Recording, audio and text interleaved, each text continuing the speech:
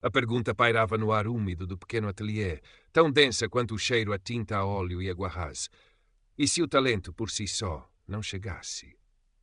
Tiago Alves, aos 23 anos, sentia essa interrogação corroer-lhe a ponta dos dedos, manchados de carvão e de um azul ultramarino teimoso que se recusava a sair. O seu cabelo castanho, desalinhado, caía-lhe sobre a testa enquanto ele recuava um passo, os olhos azuis intensos, habituados a perscrutar a alma das coisas, fixos na tela à sua frente. Era um retrato. O rosto enrugado de Dona Amélia, a vizinha do terceiro esquerdo do seu prédio na Apelação, um bairro social nos arredores de Lisboa, onde o betão cinzento parecia engolir as cores do céu. Mas Tiago via cor em todo o lado, especialmente ali, na dignidade silenciosa dos que lutavam todos os dias. As paredes do seu cubículo, outrora um quarto de arrumos, estavam forradas de esboços, estudos de mãos, de olhares, fragmentos da vida que pulsava lá fora para lá da linha do comboio. Carregava sempre um bloco de desenho e um lápis, como se temesse que uma imagem, uma emoção, lhe escapasse se não a registasse de imediato. Vestia-se de forma simples, quase gasta. Calças de ganga com nódoas de tinta de 1000 batalhas, uma t-shirt velha com o logo esbatido de uma banda que já nem se lembrava qual era, e um casaco de malha puído que a sua mãe, Celeste, remendara mais vezes do que as que ele conseguia contar. Celeste, empregada de limpeza, fora o seu primeiro e mais constante apoio, a primeira a ver nos seus rabiscos de criança mais do que simples passatempo. Agora, o desafio era outro, um gigante chamado Luz Contemporânea. A mais prestigiada galeria de arte de Lisboa, situada num edifício histórico renovado no Chiado, um templo de paredes brancas, imaculadas e luz criteriosamente estudada, dirigida com pulso de ferro e olhar clínico por Isabela Moreira. Uma mulher negra, na casa dos 45 anos, cuja elegância e intelecto eram tão comentados quanto o seu poder de catapultar ou destruir carreiras. Isabela. O nome ecoava no mundo artístico lisboeta com uma mistura de reverência e temor. E ela, precisamente ela, lançara uma chamada aberta para novos artistas. «É a tua oportunidade, Tiago», dissera-lhe Diogo, o seu amigo e colega do modesto curso de artes visuais que frequentara com uma bolsa de estudo. Diogo, sempre mais pragmático, já desistira de Isabelas e apostava em feiras de artesanato e vendas online. Mas não te iludas. Aquilo é um ninho de cobras. Tiago engoliu em seco. Sabia que Diogo tinha razão em parte. O mundo da arte, especialmente naquele patamar, era um labirinto de influências, de contactos que ele não possuía, de narrativas que precisavam de ser construídas com o mesmo cuidado de uma pincelada. A sua narrativa era simples. Talento bruto, nascido da necessidade de expressão num meio adverso. Seria suficiente para Isabela Moreira. O seu portfólio, encadernado com o esmero possível, continha o melhor de si. Os retratos da Apelação, as paisagens urbanas melancólicas da Damaia, o uso de materiais reciclados que transformava em poesia visual. A técnica, aprendera com afinco, mas o que o movia era a alma que tentava imprimir em cada traço. O dia em que decidiu entregar pessoalmente uma pequena amostra do seu trabalho, na esperança de um vislumbre de atenção, coincidiu com um evento menor na galeria, um lançamento de livro de um artista já estabelecido. O ar-condicionado da Luz Contemporânea era frio, contrastando com o calor úmido da rua Garrett. Tiago sentiu um arrepio, não só pela temperatura. O espaço era amplo, minimalista. As pessoas moviam-se com uma elegância estudada, copos de vinho branco na mão, conversas em voz baixa pontuadas por risos contidos. Sentiu-se um intruso. As suas calças de ganga manchadas um insulto àquele ambiente asséptico. Isabela Moreira destacava-se. Impecavelmente vestida com um conjunto de um designer japonês vanguardista, joias discretas mas que gritavam exclusividade, o cabelo elegantemente apanhado num coque baixo. Transmitia uma aura de poder controlado, um distanciamento intelectual que intimidava. Tiago respirou fundo. Era agora ou nunca. Aproximou-se, o coração a bater descompassado contra as costelas. Doutora Isabela Moreira. Ela virou-se, um leve arquear de sobrancelha. O seu olhar analítico varreu-o de alto a baixo, demorando-se um instante a mais nas suas mãos sujas de tinta, um esgar quase imperceptível nos lábios. Sim? A sua voz era calma, melodiosa, mas com um quê de impaciência. O meu nome é Tiago Alves. Sou artista. Gostaria muito de lhe mostrar. Ele começou a abrir a pasta, onde trazia um dos seus desenhos a carvão mais recentes, o rosto de um velho pescador da costa da Caparica. Isabela Moreira nem sequer baixou o olhar para a pasta. Os seus olhos mantiveram-se fixos nos dele, frios. Jovem, estou um pouco ocupado agora. Fez um gesto vago na direção do rebuliço. Há uma chamada aberta. Envie o seu portfólio, como todos os outros. Antes que Tiago pudesse insistir ou talvez apenas gaguejar uma desculpa, surgiu Sofia, assistente de Isabela. Jovem, ansiosa por agradar, mimetizava a atitude da chefe, mas com uma camada extra de arrogância mal disfarçada. A doutora Isabela está num evento importante. Como pode ver, disse Sofia, a voz um pouco mais alta do que o necessário, atraindo alguns olhares curiosos. Se fizer o favor. Era uma dispensa clara. Isabela já se virara, engatando conversa com um homem de fato cinzento que lhe sorria com deferência. Para ela, Tiago já não existia. Ele ficou ali, parado, a pasta semi-aberta na mão, o desenho do velho pescador a espreitar como um segredo indesejado. O burburinho da galeria pareceu engoli-lo. Sentiu o sangue subir-lhe ao rosto. Não era a rejeição em si, mas o desprezo, a forma como fora varrido para o lado como um empecilho. A falta de maturidade conceptual ou a estética datada que ela talvez visse nem sequer tivera a oportunidade de ser julgada. Fora a sua aparência, as suas mãos, a sua aura de não pertença que o condenara antes mesmo de abrir a boca por completo. Saiu da luz contemporânea para o sol da tarde lisboeta, que agora lhe parecia agressivo. O Chiado, com os seus turistas e a sua elegância boêmia, pareceu-lhe subitamente hostil. Caminhou até ao Tejo, sentou-se num banco do cais das colunas, a pasta esquecida ao lado. O cheiro do rio, a brisa que vinha do mar, normalmente acalmavam-no. Mas hoje a frustração era um nó apertado no estômago. Como todos os outros, dissera ela. Mas ele sabia, no fundo da alma, que não era tratado como todos os outros. Apesar do encontro desastroso, Tiago enviou o portfólio completo. Passou dias a verificar o e-mail, o coração a saltar a cada nova notificação. A resposta, quando finalmente chegou, era um e-mail padronizado, assinado por Sofia. Agradecemos o seu interesse na luz contemporânea.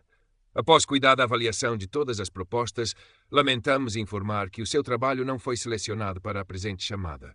Desejamos-lhe os maiores sucessos futuros. Cuidada avaliação. As palavras ecoaram com sarcasmo na sua mente. Duvidava que Isabela Moreira tivesse sequer folheado as suas reproduções. Nos meses que se seguiram, Tiago mergulhou no trabalho com uma fúria silenciosa. As suas telas tornaram-se mais densas, as cores mais escuras, mas com uma luz interior que teimava em romper. Visitava a luz contemporânea anonimamente como um fantasma. Observava Isabela Moreira de longe.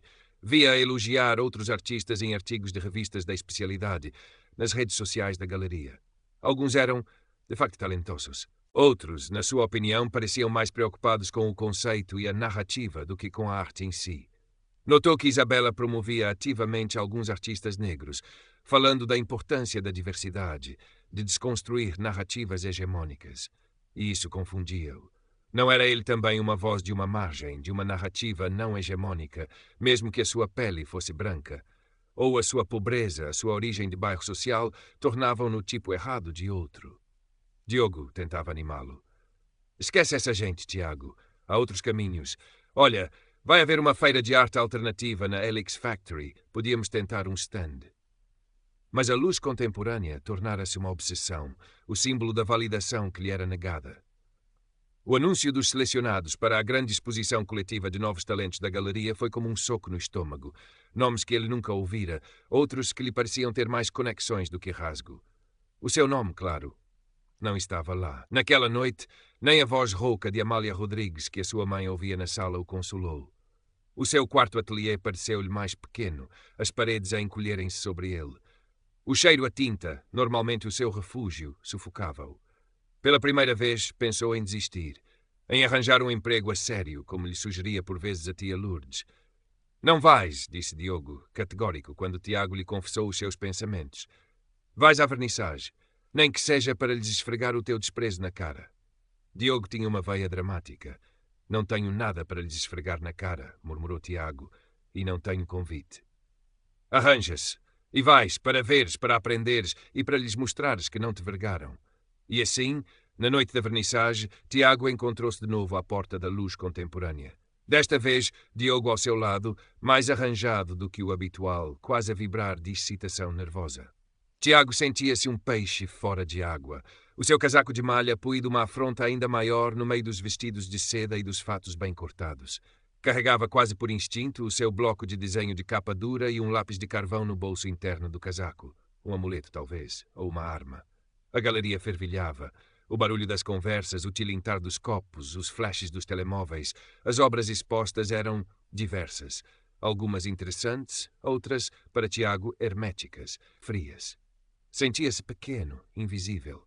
Viu Isabela Moreira no centro de um grupo, a personificação da elegância e do poder, o seu riso controlado ecoando ligeiramente acima do burburinho. Ela irradiava uma confiança que o esmagava. Subiu ao púlpito improvisado. O silêncio instalou-se gradualmente. Isabela começou o seu discurso. Falou da importância de novas vozes, de quebrar barreiras estéticas e sociais, da coragem de desafiar o status quo. As palavras, eloquentes e pólidas, soavam a Tiago como a mais pura hipocrisia. Ele era uma nova voz que ela se recusara a ouvir, uma barreira que ela própria erguera. Enquanto Isabela falava, as portas da galeria abriram-se discretamente e uma figura entrou, causando um ligeiro murmúrio na multidão mais próxima da entrada.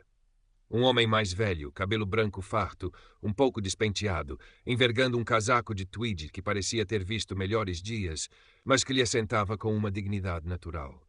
Tiago reconheceu de imediato das fotografias em revistas de arte e suplementos culturais. Artur Vasconcelos.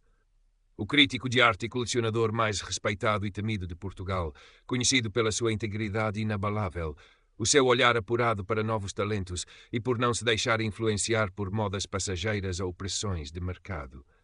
A sua presença ali era, por si só, um acontecimento. Isabela pareceu hesitar por uma fração de segundo no seu discurso, os seus olhos desviando-se para o recém-chegado.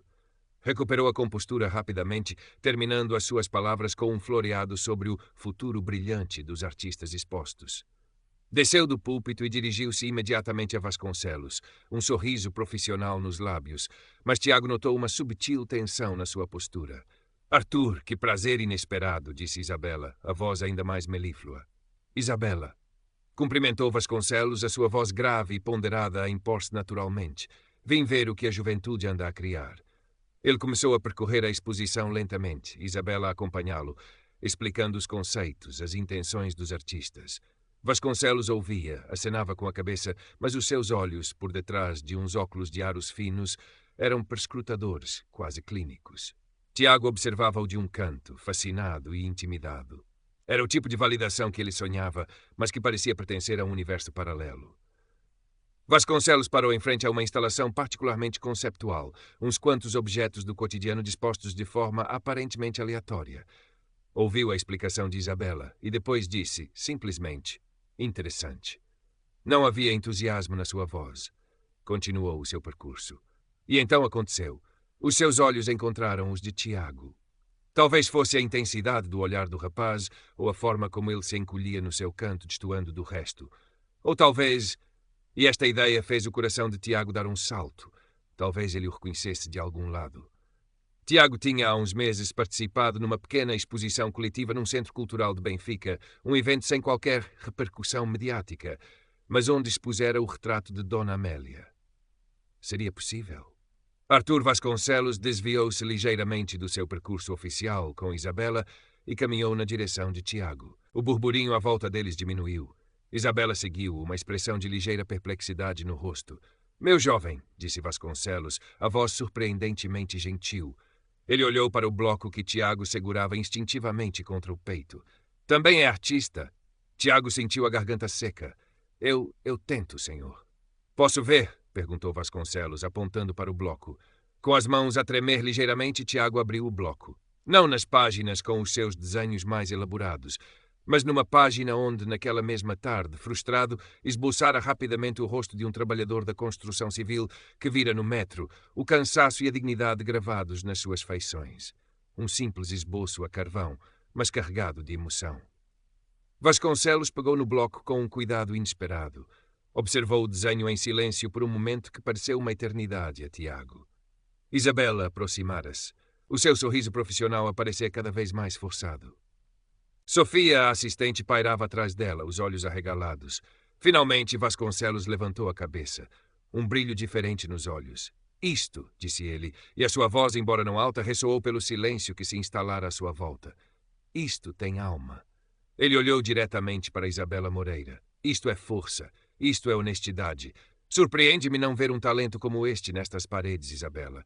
A frase caiu como uma bomba. O ar na luz contemporânea ficou elétrico. Isabela Moreira empalideceu visivelmente. Os seus lábios abriram-se e fecharam-se, mas nenhum som saiu. Os convidados mais próximos que tinham parado para observar a cena cochichavam entre si, os olhos a saltar de Vasconcelos para Tiago e depois para a diretora da galeria, claramente constrangida. Vasconcelos, parecendo alheio, ou talvez deliberadamente ignorando o desconforto monumental que causara, voltou-se para Tiago. Como se chama, meu rapaz? Tiago. Tiago Alves. Tiago Alves, repetiu Vasconcelos como se quisesse fixar o nome. Já vi trabalho seu, algures. Sim, um retrato notável numa pequena exposição em Benfica, não foi? Dona Amélia, creio. Tiago sentiu um misto de choque e uma alegria tão intensa que quase o fez vacilar. Ele lembrava-se. Alguém como Arthur Vasconcelos lembrava-se do seu trabalho. A validação, quando veio, foi como uma onda a quebrar, varrendo meses de frustração e dúvida. Sim, senhor. Era ela, conseguiu gaguejar. Magnífico, disse Vasconcelos. Continue, meu rapaz. Não deixe que lhe tirem esta verdade. Ele devolveu o bloco a Tiago. Tem o seu contacto? Tiago, ainda atordoado, procurou desajeitadamente no bolso por um dos seus cartões improvisados, impressos em casa, com o seu e-mail e um link para um blog modesto onde publicava algumas fotos das suas obras. Vasconcelos aceitou-o com um aceno de cabeça. Entrarei em contacto. Gostaria de conversar mais longamente consigo. E talvez escrever umas linhas. Escrever umas linhas. Vindo de Arthur Vasconcelos, umas linhas podiam mudar uma vida. Isabela Moreira finalmente recuperou a voz, embora soasse um pouco estrangulada. Sim, o Tiago. O trabalho dele tem um certo potencial. Estava, de facto, sob consideração para projetos futuros. A tentativa de salvar a face era tão transparente que se tornou quase dolorosa de assistir. Vasconcelos lançou-lhe um olhar que Tiago não conseguiu decifrar. Seria ironia ou apenas indiferença? Antes de se virar novamente para Tiago. Foi um prazer conhecê-lo, Tiago Alves. Ou melhor, reconhecê-lo. Apertou-lhe a mão, um gesto firme e encorajador. Depois, com a mesma naturalidade com que entrara, Arthur Vasconcelos despediu-se de uma Isabela visivelmente abalada e saiu da galeria, deixando para trás um rasto de cochichos e olhares especulativos. Tiago ficou ali, o cartão de Vasconcelos na mão, como se fosse um tesouro. Sentia os olhares de todos sobre si. Pela primeira vez naquela noite, naquela galeria, não se sentia invisível. Pelo contrário, sentia-se exposto, mas de uma forma nova, poderosa. O desprezo que sentira antes transformara-se numa espécie de respeito relutante por parte dos outros convidados. Viu Sofia, a assistente, a olhar para ele com uma expressão indecifrável. Isabela Moreira recompôs-se rapidamente, a sua máscara profissional de volta ao lugar, embora um pouco rachada nas bordas. Dirigiu algumas palavras forçadas a Tiago, algo sobre agendar uma conversa, mas ele mal ouviu. Agradeceu, acenou com a cabeça e desculpou-se. Precisava de ar. Saiu da luz contemporânea para a noite lisboeta. O ar fresco do Tejo, que subia pela Rua do Alecrim, pareceu-lhe mais doce, mais limpo. O chiado agora já não lhe parecia hostil, mas cheio de uma promessa silenciosa. Olhou para o cartão de Vasconcelos. Um nome, um número de telefone. Uma porta que se abrira de forma tão inesperada quanto dramática. Caminhou sem destino, passando pelo Largo de Camões, descendo em direção ao rio. A jornada seria longa, sabia-o. Uma crítica positiva de Vasconcelos, uma conversa, não resolveriam todos os seus problemas. A precariedade, a luta por materiais, o preconceito subtil que certamente continuaria a enfrentar, nada disso desapareceria por magia. Mas algo fundamental mudara. O seu valor fora reconhecido. E por alguém cuja opinião era incontestável no pequeno e muitas vezes cruel mundo da arte. Lembrou-se da expressão de Isabela Moreira. Não sentiu triunfo, nem desejo de vingança. Apenas uma espécie de melancolia pela forma como as coisas funcionavam, pela facilidade com que o talento podia ser ignorado ou esmagado por critérios que nada tinham a ver com arte. Talvez, apenas talvez, o episódio daquela noite a fizesse refletir. Chegou ao seu bairro na apelação já de madrugada. O prédio dormia sob a luz amarelada dos candeiros públicos. Subiu as escadas em silêncio. No seu pequeno ateliê, o cheiro a tinta já não o sufocava. Parecia, em vez disso, um convite. Pegou num carvão novo. A tela branca à sua frente não era mais um abismo de dúvida, mas um campo de possibilidades infinitas. Pensou em ligar a Diogo, mas era tarde. Contar-lhe-ia tudo no dia seguinte. Por agora só queria sentir o deslizar do carvão sobre o papel, a forma como as linhas e as sombras podiam capturar um instante, uma emoção, uma verdade, a sua verdade. E, pela primeira vez em muito tempo, Tiago Alves sentiu uma leveza no peito, uma esperança cautelosa mas persistente, como a primeira luz da aurora a despontar sobre os telhados de Lisboa. A noite fora longa, mas uma nova manhã estava a chegar, e ele estava pronto para a pintar.